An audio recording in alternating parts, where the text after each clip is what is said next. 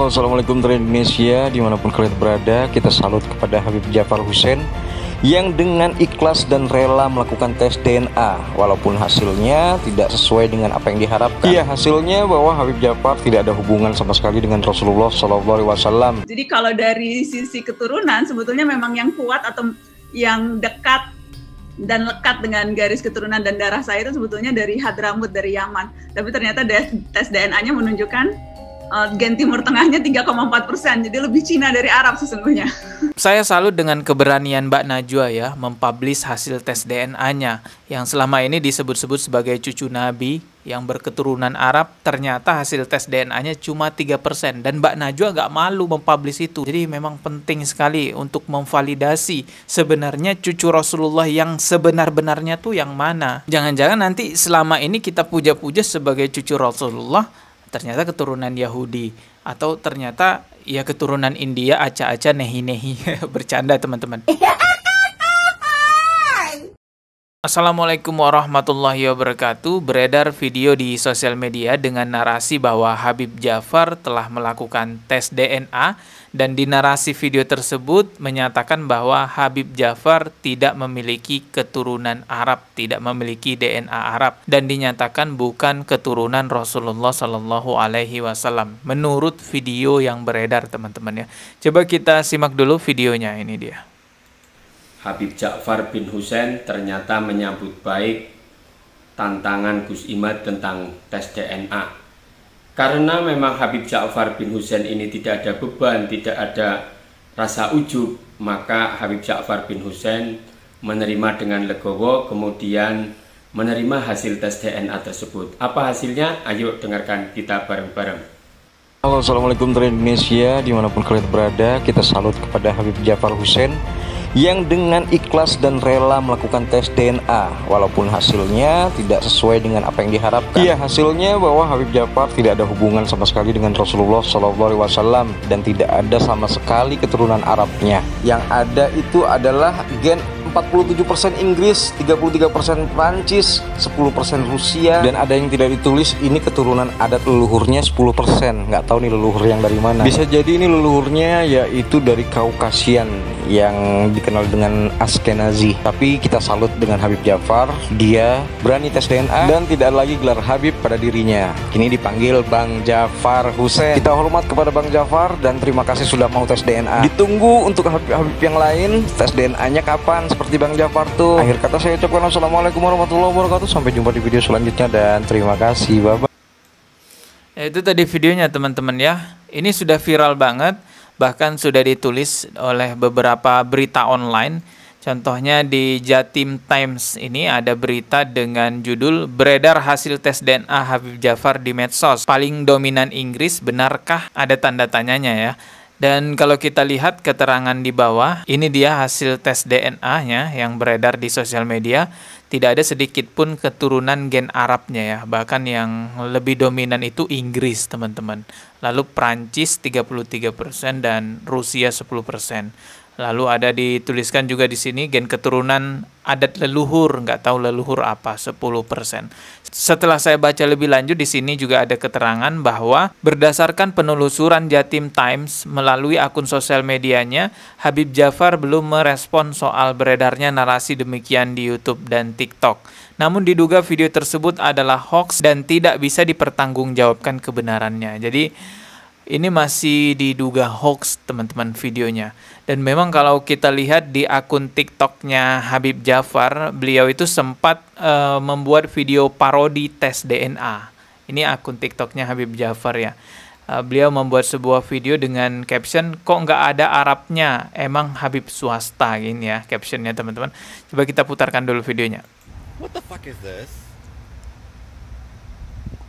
I mean, true. Maybe. Ya, ini videonya. Jadi ini adalah video parodi tes DNA atau lucu-lucuan lah ya gitu. Habib Djafar bikin konten di akun TikToknya. Mungkin orang-orang menanggapi ini serius. Akhirnya mengira bahwa inilah hasil tes DNA Habib Djafar yang sebenar-benarnya. Ya padahal cuma lucu-lucuan aja. Sejauh ini yang saya lihat di Indonesia itu belum ada Habib yang berani melakukan tes DNA dan mempublish hasil tes DNA-nya lalu diketahui oleh masyarakat Indonesia. Saya juga nggak tahu kenapa Habib-Habib di Indonesia tidak mau melakukan tes DNA ataupun bisa kita katakan nggak berani melakukan tes DNA, padahal banyak sekali permintaan-permintaan dari kiai-kiai Nusantara untuk para Habib ini melakukan tes DNA karena banyak yang ngaku-ngaku sebagai keturunan Nabi. Nah, untuk menyaring yang mana yang asli, yang mana yang palsu memang semestinya dilakukan tes DNA. Tapi sayangnya ya sampai sekarang masih belum ada yang berani melakukan tes DNA. Hanya Mbak Najwa Shihab yang kita tahu melakukan tes DNA. Mbak Najwa ini kan dianggap juga sebagai cucu Nabi nih ya, anak dari Bapak Quraisy Shihab. Marganya sama seperti Habib Rizik Shihab, sama-sama bermarga Shihab. Yang mengejutkan adalah ini udah pernah saya bahas di video sebelumnya. Ternyata Mbak Najwa ini cuma memiliki 3% gen Arabnya. Lebih dominan gen Indianya, teman-teman. Itu hampir 50%. Jadi kalau dari sisi keturunan sebetulnya memang yang kuat atau yang dekat dan lekat dengan garis keturunan dan darah saya itu sebetulnya dari Hadramut, dari Yaman. Tapi ternyata tes DNA-nya menunjukkan gen Timur Tengahnya 3,4%, jadi lebih Cina dari Arab sesungguhnya.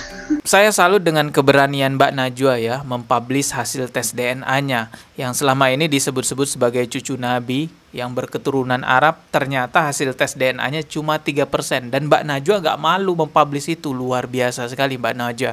Ya saya harap Habib-Habib yang lainnya juga berani melakukan itu untuk memvalidasi agar kita tidak salah nih menganggap ini cucu Nabi atau bukan. Yang mana nih yang cucu Nabi? Karena di Indonesia tuh miris teman-teman, banyak sekali yang ngaku-ngaku sebagai cucu Nabi. Bahkan ada orang yang saking inginnya dianggap sebagai cucu Nabi, ngaku minum darah Rasulullah katanya. Alhamdulillah, Habib dan saya dan Umi dan adik dan istri telah meminum darah Rasul Sallallahu Alaihi Wasallam sebentar tadi. Sallu ala Nabi Muhammad. Astagfirullahalazim. Jadi memang miris sekali di Indonesia, dan masalah Habib-Habib palsu di Indonesia ini masalah serius teman-teman. Bukan hanya sekedar ngaku minum darah Rasulullah, bahkan banyak juga korban-korbannya itu yang jadi muhibbin, istrinya karena cantik itu diambil sama Habibnya. Ini udah beredar videonya di mana-mana. Seorang ulama yang juga merupakan seorang Habib digeruduk warga karena telah terbukti melakukan perselingkuhan dan sudah berulang kali berzina di tempat sholat. Dua-duanya sudah mengakui bahwa mereka melakukan perselingkuhan dan perzinahan kurang lebihnya 7 kali. Saya ulangi lagi, yang pertama di kontrakan saya pengakuannya, dan yang ke-6-nya di rumah balai tempat sholat. Namun yang lebih miris lagi, ternyata perzinahan itu selama ini dilakukan di rumah balai, di mana tempat berjamaah untuk sholat. Karena aib yang sudah melampaui batas itu membuat warga di sana menggeruduk Habib Toha. Bukan hanya itu, warga di sana saking emosinya juga mencopot semua spanduk dan baliho yang dipajang. Dan kalau kita lihat lagi kejadian-kejadian lainnya, banyak juga yang aneh-aneh. Ada yang jual roti bekas gigitan Habib dengan harga yang mahal.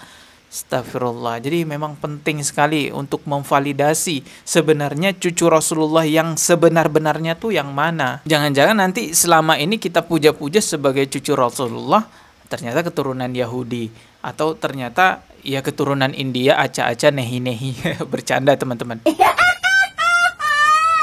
Sebenarnya mau keturunan India, Indonesia, Arab, Cina, Jepang, apapun itu, yang penting perilakunya baik, taat kepada Allah, menyebarkan Al-Quran dan Sunnah. Itulah yang harusnya kita ikuti teman-teman ya. Walaupun dia ngaku-ngaku keturunan Nabi nih, keturunan Nabi, tapi ngambil istrinya orang karena cantik. Nah, parah juga kan teman-teman. Semoga video ini bisa membuka pikiran kita semua untuk berhati-hati. Ketemu lagi di video berikutnya. Subscribe dan juga loncengnya ditekan sebagai notifikasi. Wassalamualaikum warahmatullahi wabarakatuh.